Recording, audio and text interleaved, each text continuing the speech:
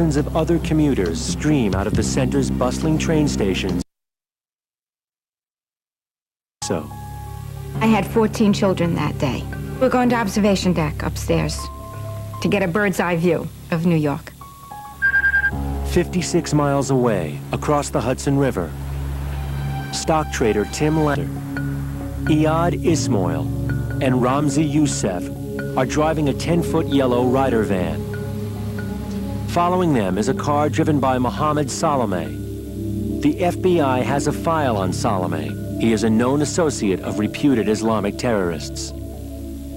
Salameh had leased the van from a Ryder rental agency in Jersey City 3 days earlier and reported it stolen just yesterday.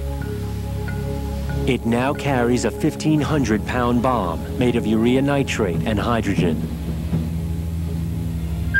11:55 a.m. The yellow Ryder van pulls into level B2 of the World Trade Center garage. Iyad Ismail steers it to an illegal parking space. Mohammed Salameh follows behind. Rosemarie Russo starts rounding up her 5-year-old sightseers on the Trade Center observation deck. Tim Lang pulls into the center's garage, 4 blocks from his office. In the Ryder van, Ramzi Youssef readies a fuse attached to the 1,500-pound bomb. On the 65th floor, manager Carl Sellinger leaves to get some lunch before his next appointment. Well, the Port Authority has a cafeteria on the 43rd floor. I figured that, well, let me go get some salad to bring back to my desk because I really wanted to prepare for this meeting. Gene Fasulo and 2 co-workers decide to go downstairs. So we were actually on our way to lunch, and we were going to catch up on the events of the last week or so. On the B2 level, Ramzi Youssef lights a fuse on the bomb. The fuse is encased in rubber, which suppresses smoke and allows for a 10 to 20-minute burn time. 150 feet away, the center's supervising engineer, Alan Reese, heads down the hallway to his office. I was going downstairs to the office to see some friends and just talk about what we were going to do this weekend and how things were going. 2 floors below, on B4, engineer Fred Furby finishes a job and tells his co-worker, Richie Walsh, to go upstairs to turn in their worksheets. I was telling him to go take the paperwork, turn it in, so they don't come down and bother us, you know?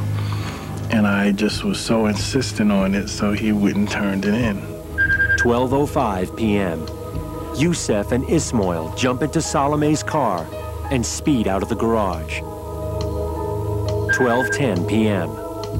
The fuse on the bomb has been burning for 6 minutes. Off-duty Port Authority detective Thomas McHale reads a newspaper on the Trade Center's concourse level as he waits for a train to New Jersey. McHale happens to be in the building for a doctor's appointment following a work-related injury. The morning I was actually off. It's 12:17 p.m. I'd gotten into the elevator and pressed 65. I'm approached by an individual who asks for directions to the Newark train. We're waiting now for the elevator to come for us. I was standing within the door frame and had just opened the door to my office.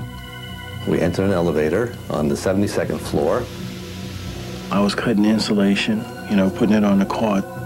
I was in my office, and my friend was coming up, and we were going to have pizza.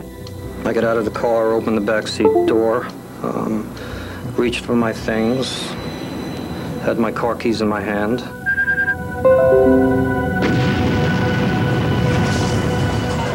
The rental van detonates with a force equivalent to 800 pounds of TNT, tearing through 11-inch concrete floors in the bowels of America's famous landmark.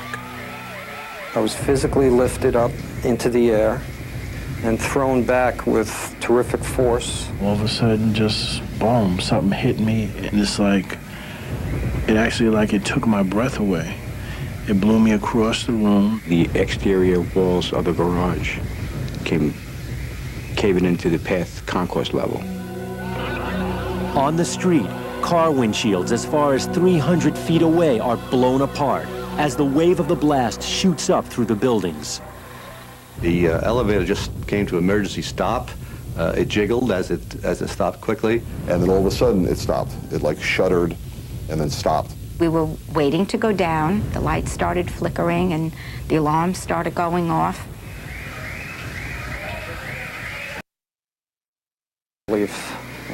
I basically was whole, and I wasn't blinded. At the elevator bank, a floor below the roof deck of Tower 2, kindergarten teacher Rosemarie Russo has one purpose. All I knew was to get these children, myself and the parents, to a safer place. She and her 5-year-olds hustle upstairs from the elevator bank to wait outside in the 29-degree cold and falling snow, 110 floors above ground. In a hallway on the 66th floor, Russo tries anything to keep her children calm, despite the chaos more than 100 floors below. We were able to see fire engines red. I said, "What color is that?" "That's red." In an elevator stuck on the 58th and smoke inhalation. I'm hurting, I'm coughing up. I had a black stain around my mouth that didn't go away for days. Kindergarten teacher Rosemarie Russo and her students have now spent almost 3 hours outside on the roof of Tower 2 in the sub-freezing cold. They spend another 2 hours waiting inside near the staircase as firefighters radio for help. The plan is to bring them to a makeshift triage unit on the 94th floor. The firefighter said, "Okay, this is the staircase. Intermittently, you're going to come across other firefighters in the stairwells, and they will be there leading you." More than 90 floors below, Officer Thomas McHale is exhausted and hurting. He is about to leave when he hears the call from the firefighters trying to bring down the kindergartners. Myself and the guys that I was with ascended the stairs to the 94th floor, finding different people with different ailments on the way up. And eventually made it to the school children. By now, the children have made it to the triage unit on the 94th floor. They ushered us into an area, and they gave us, how nice they are, they gave us cookies and milk for the children. Detective McHale stays behind as the firemen help the 14 children make their way down through the darkness of Tower 2's stairwell, a full 94 floors down.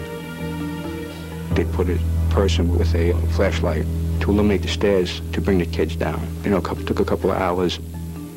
As night falls, the injured McHale still cannot bring himself to leave. He stays on the roof to help with air rescues. Port Authority manager Carl Sellinger has now been all alone in a smoky elevator on the 67th floor for 5.5 hours. Finally, firefighters